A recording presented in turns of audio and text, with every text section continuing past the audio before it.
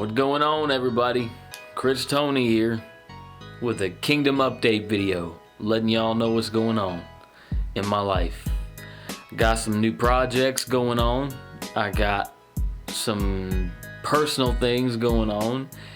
And then, of course, I got Excedora going on. A lot of y'all don't even know what Excedora is. I'm going to explain that in a way that you can understand in this video. So I got the beard because I'm filming a show and I have to have a beard in the show and I'm not done, so I gotta keep the beard till I'm done. So I got a beard while I do my Kingdom Update. Some of y'all notice that I talk a little different than I used to. I actually lost a tooth. I had two baby teeth down here, and those teeth are important to have to pronounce your S sounds, and I lost one of them. Apparently I don't have calcium deposits to make adult teeth down here. I'm 35 now, so I mean, it is what it is, but I hate it. Because of my genetic problems, which I'll explain more about later, my teeth, a lot of my teeth are worn down, and I got to get them extracted.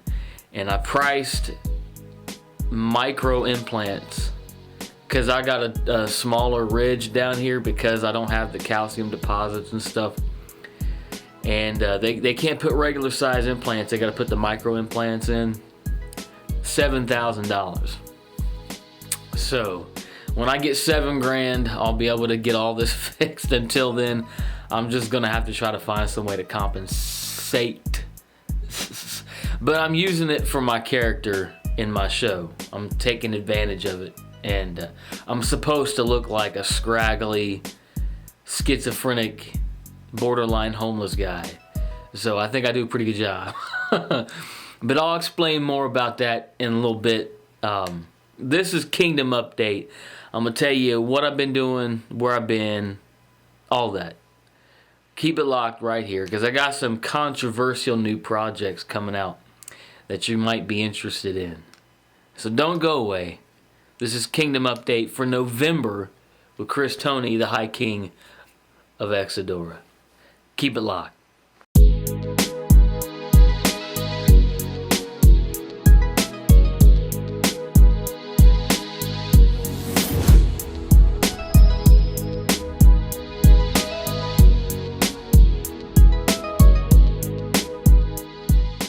So what is Excedora? Excedora, when I was a kid, it was this mythical kingdom that I came up with, and I didn't know what it was. I was just like, it's a mythical kingdom. Everybody was like, oh, he's just playing around, you know. Well, then I got older and I couldn't explain why, but I was expecting it to be real somehow. But I didn't know how it was going to become real. I just felt like God, the universe, whatever, wanted me to do something with this Excedora idea. So all throughout my teens and my 20s, I tried to find out, like, how to do different things and what this was supposed to be. I used to have clubs. Always having some kind of a club. I had the Underground Jesus Network, which grew to like 230 some people, I think. I did a bunch of stuff, and then when I was 35, the night of my birthday, my whole life changed. I'm 35 now. This is 2016, so I turned 35 this year. And I'm telling you, it was like overnight, this light bulb went off in my head. And it was like, what are the modern day kingdoms of our world today? Corporations. They influence everything. They have an agenda, a certain mindset that they proliferate through their products. The way they sell things, they give money to things that they want to see succeed. things that proliferate a certain agenda. Well, that's what I want to do. I mean, that's essentially what a kingdom is. It's your realm of influence. So when I was 35, all of a sudden Excedora became Excedora Incorporated. So all of a sudden it's like, oh yeah, that's what it is. And so all these years I've had these ideas, movies and music and products and food and drinks and all kinds of stuff, and I didn't know what to do with them. I was like, what am I supposed to do with all this? And then all of a sudden, overnight, like, ding, you sell them.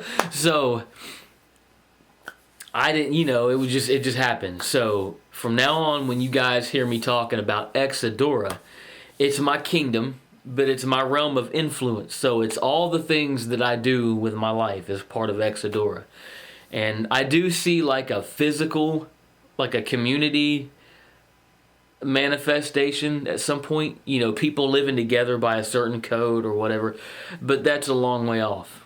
I don't know yet what that is, but because of my genetic abnormalities, my brain works different, and I see things in metaphor long before they actually become something concrete. So that's just how it is. So, but that's part one of my video. I wanted to explain to all my viewers what Excedora is and why I'm talking with a lisp right now. I hate it. It's irritating the crap out of me, but oh well. I'm hoping I can get some kind of like thing to put in. I might just get a piece of gum and put it there, because if I do this, my S sounds sound a lot more normal. Like, hey, what's up? What's up? I hate it. My mouth goes crooked and everything. But, oh well. Part of being an Excedoran, though, is moving forward, onward and upward. There's, like, the symbol of Excedora means something, But I'll explain that in the future. I don't want to take the time on it now. I want this to be a short video, because I ain't talked to y'all in forever. So, that's what's going on. So, on to part 2.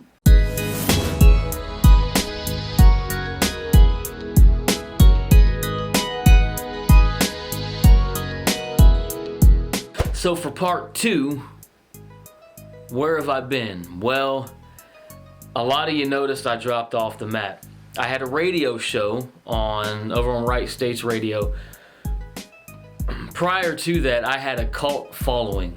I had my networks and everything else, and everything was cool.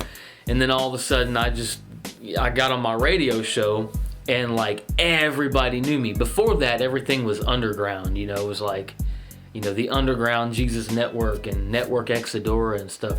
And when I got on my radio show, boom, like everybody knew. Everywhere I went, everybody was like, there he is. I was like, this is weird. So, of course, I started doing crazy stuff just for the attention. Because when you get addicted to ratings, that's bad. And I did dumb stuff to keep people talking about me. But it's all over and done with now. I have a new MO now, and you're going to find out what that is in the next couple years. Probably in 2017, you're going to find out what it's all about. I got a new MO to kind of draw people in and keep them interested.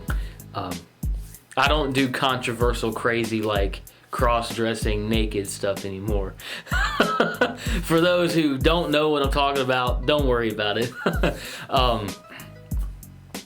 But yeah, so I dropped off the map. Of course, for the first 35 years of my life, 32 years, I had all these problems nobody would believe in.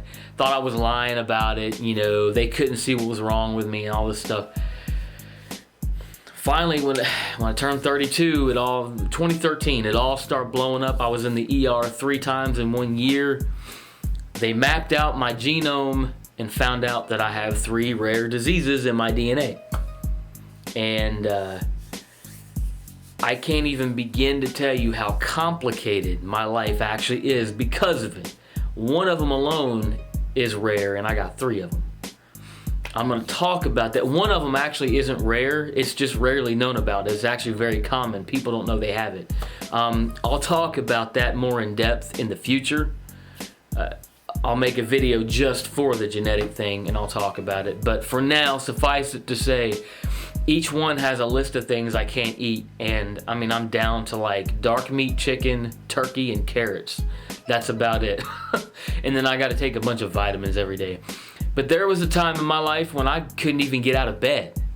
I mean, my liver, one of the diseases, two of them actually, causes my liver to not metabolize and to not detox right. So I was like dysfunctional nutritionally from head to toe.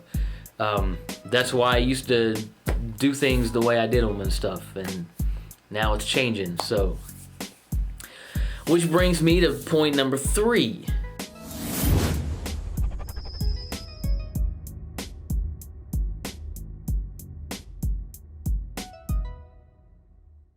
So for point number 3, my new projects. Like I said, for the first 35 years of my life, I was unproductive. No matter what I did, I was stuck in development hell. That's what Hollywood calls it when your projects just won't go anywhere no matter what you do. So you try really hard, and logically you got all the resources, your ducks are in a row, but it just won't move forward. It's called you're stuck in development hell. And my whole life has been in development hell for a long time. And then all of a sudden, in 2016, early 2016, I kept getting this like weird message. Life begins at 35. And I was like, life don't really work that way. It happens when it happens. But I'm telling you, the night that I turned 35, that's when Excedora made sense. That's when like I started being able to see things clearly, and everything started to fall into place. And now all of a sudden I'm making all this progress on my projects. So I got 2 projects that I want to tell you all about real quick. Of course, I got my music. That's always going to, and my comic book and my movie idea. All that stuff is still on the table. I'm always working on it. But right now, the inspiration and the productivity is flowing for 2 projects. The first one is a magazine. It's a controversial publication that I know some people are going to hate it, some people are going to love it, some people are going to not care, whatever.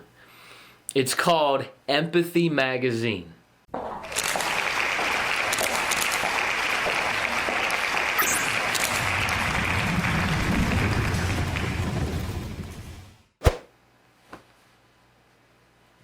All right, so Empathy Magazine is a superior gentleman's magazine. It's called Empathy because it's a reflection of my journey. I love the flesh. I love women. I like sexuality and females. I like the way they look and sound and feel and the whole 9 yards. But I also care about people, and probably because of my genetic mutations that I have an overdeveloped sense of empathy. And it causes me to really think a lot about other people. So as I was looking to channel my both my sexuality responsibly and my empathy responsibly, I came up with this idea for Empathy Magazine.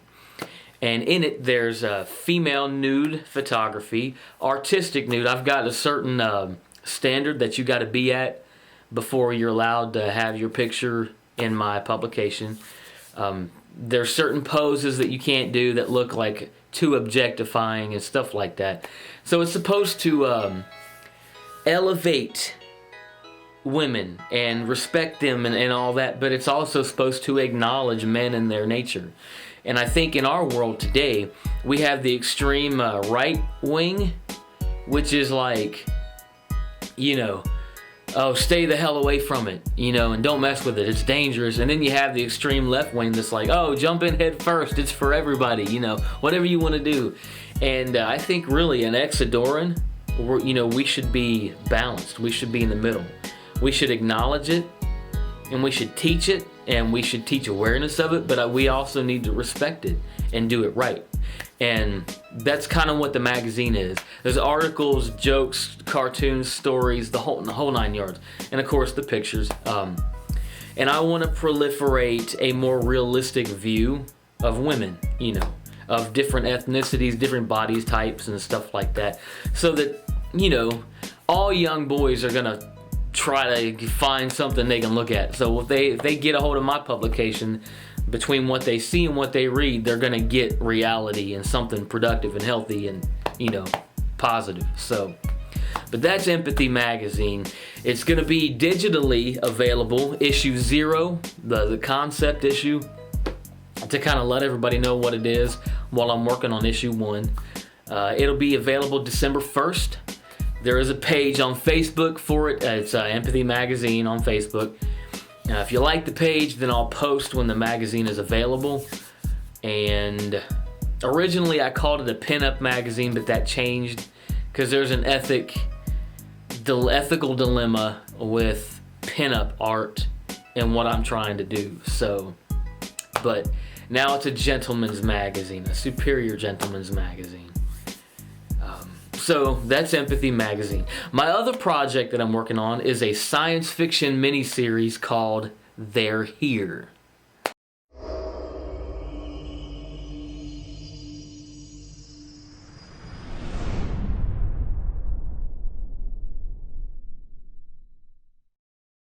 So They're Here is a little show I'm making about Martians. People can't live on Mars. Well, my people can because I worked it out in my story.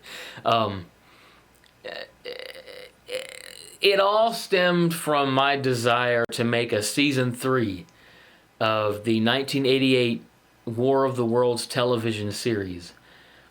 That was such a good show. And as a kid, for a lot of reasons I won't go into here, I was hooked on it. It was like everything to me. And all of a sudden, Paramount brought in a new producer, Frank Mancuso Jr., and rumor was that he hated the show and he wanted to kill it. So I was watching this show at 7 years old, and with my mom, and because she liked Colonel Ironhorse, and I liked Ironhorse and Norton Drake, and I liked Dr. Blackwood and Suzanne McCullough. I was like, that was my TV parents, my TV family. And, because they're fighting life's issues, it's like a metaphor for, where we band together with our friends and family to fight life and to keep, surviving. That's just the way it was, felt to me when I watched it. So, end of season 1, they literally shoot Norton like a stray dog, as one person said, and Ironhorse betrays everybody because he's a clone now. It totally just ruined it. It screwed me up. It traumatized me as a kid. My mom actually got up, turned the TV off. She was like, "We're not watching that anymore," and it ruined me. So I was gonna make a fan season 3 that bypassed season 2. I was gonna say season 2 is just coma dreams. Blackwood was in a coma and it never really happened. But for some reason, when I make fan stuff, I get in trouble. I even got in trouble for Night of the Living Dead, and that's in the public domain. I took someone else's copy that's still on YouTube and altered it, and Universal filed a copyright claim and YouTube enforced it. So that kind of stuff happens to me a lot. So I decided it's best to just do my own thing. God's telling me that I'm not meant to do small time, I'm meant to do big time. So I took the War of the Worlds season 3 and turned it into They're Here, an original idea. It's going really well. Got the music done for it, the beginning and end music and some of the middle music. I already shot one scene, getting ready to shoot another one hopefully this week with an actor. And everything's just going really well. And so, don't want to give too much away about it, but it's going to be on YouTube hopefully in 2017. I'm hoping early 2017. So, I'm really excited for that one. I guess that's all I'm going to share for right now. Just wanted to holler at everybody. This is a kingdom update. This is my kingdom of Excedora. This is what I do. So, stay tuned and be on the lookout for my new projects. And I'll let y'all know when I got some music out too, because I got some new tracks getting ready to come out pretty soon. So, and if you believe in meditation or prayer or whatever, pray that I get some new teeth because I'm tired of sounding like this all the time. It's really kind of annoying. So anyway, thanks for watching, y'all. Pray for one another and be positive about one another and keep moving forward, onward and upward. Chris Tony, King of Excedora, I'm out.